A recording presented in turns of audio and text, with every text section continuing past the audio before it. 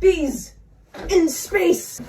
Let's talk about that. I can already hear your skepticism. Yes, quarantine has driven me insane to the point where I am thinking about bees in space. The other night, being last night, I saw a post on Instagram about the Notre Dame fire and how the 180,000 bees that were there did not die because of the fire, because the smoke only made them go to sleep because they don't have lungs.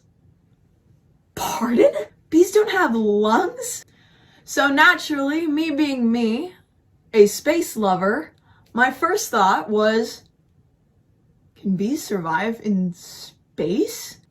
Then I went a little deeper because, you know, bees are cute and fuzzy, but when they're angry, they are not. So I thought, if at some point in the future, could bees be used as space warfare? Could we take bees and put them in a torpedo and shake the torpedo and send it off to the enemy spaceship? Could that be a future possibility? Disclaimer, just because I have come up with this idea does not mean that I condone the murder of a species that is already declining in number. This is sheerly hypothetical.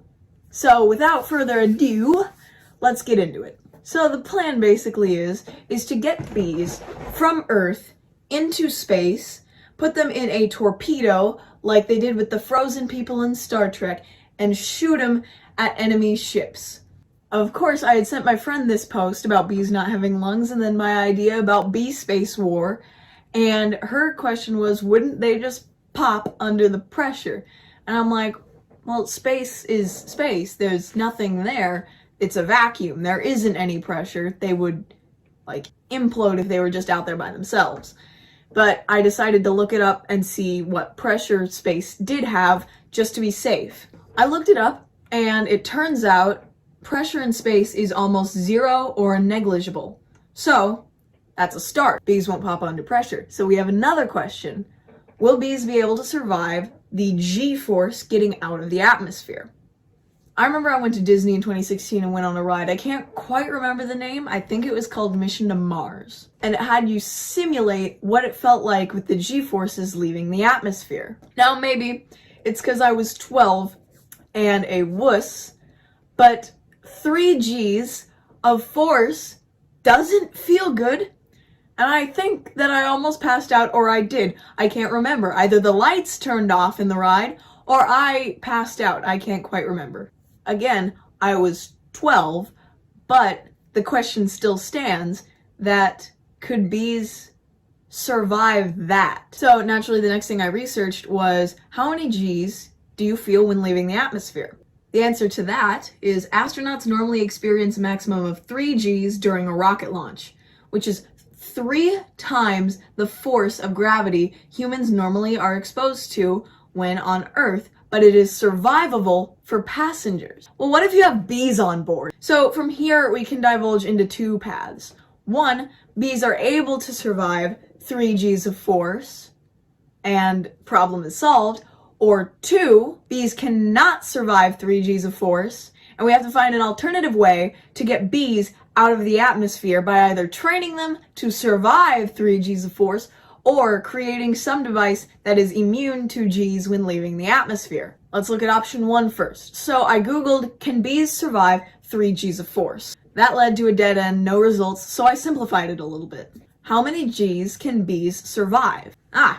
Here's something. What is the highest G-force an insect can survive? It's not specific to bees, but bees are insects, and that's a start. Oh my, insects can easily survive 400 Gs? That's insane! This is interesting because I thought that their size would not help them, but in fact it's actually an advantage to them when coming to surviving Gs. Now, I know that there are probably more physical challenges when leaving the atmosphere and going into space, so that's what I googled next. So here we see that short-term exposure of microgravity can cause space adaptation syndrome and self-limiting nausea by derangement of the vestibular system. Long-term exposure can cause multiple health problems, one of the most significant being loss of bone and muscle mass. Let's look at the short-term effects first. We do not know how long the bees will be up there for. So, first, what is space adaptation syndrome? Space adaptation syndrome, or space sickness, is a kind of motion sickness that can occur when one's surroundings visually appear to be in motion, but without a corresponding sense of bodily motion.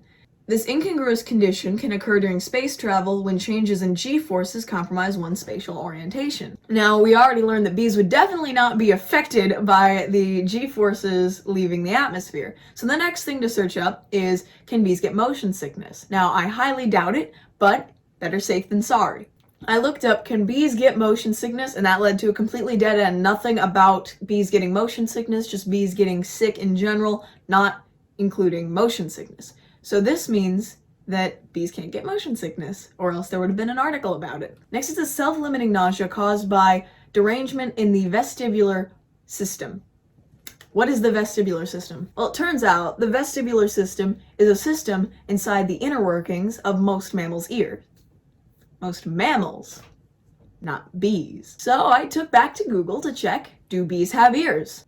Oh, they don't. So if they don't have a vestibular system to be deranged, they cannot get self-limiting nausea.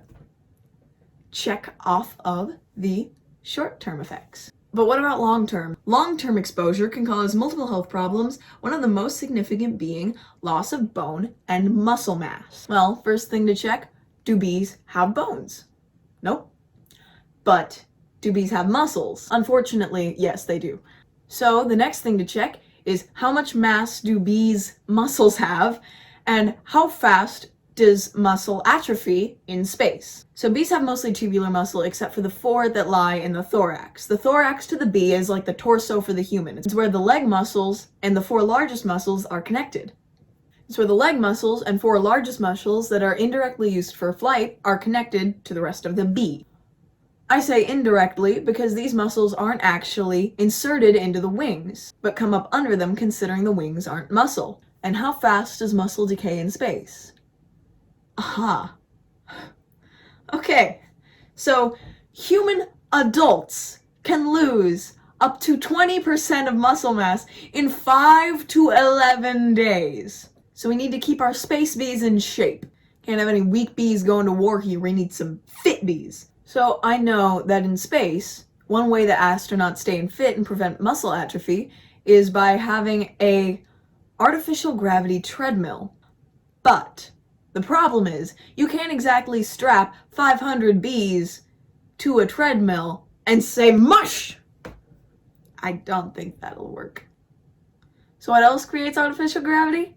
That's right, spinning around really, really fast. You know those rides at like Worlds of Fun and the fair where you stand up against this circular wall and you start to spin around really fast and the floor drops out against you, but you don't fall because it's artificial gravity being created when you spin around. So you are being pressed up against the wall. That is how artificial gravity is created, and that is also what G-force is. So for simplicity's sake, let's just say that the spaceship we're in does not have artificial gravity, depending on what time in the future this is. For simplicity's sake, we don't have artificial gravity in our spaceship. But we have to find a way for the bees to have artificial gravity so they don't die of muscle atrophy, because that would be very bad, because then we wouldn't have any more bees, we'd have dead bees. So what one would have to do is, inside of the torpedo that we would shoot out at the other spaceship, we would have to make it so the inside of the torpedo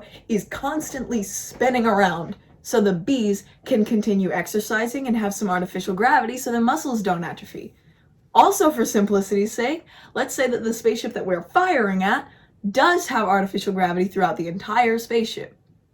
So, let me paint you a real good picture here. So you're in space, and there's this big spaceship coming towards your tiny little Earth spaceship.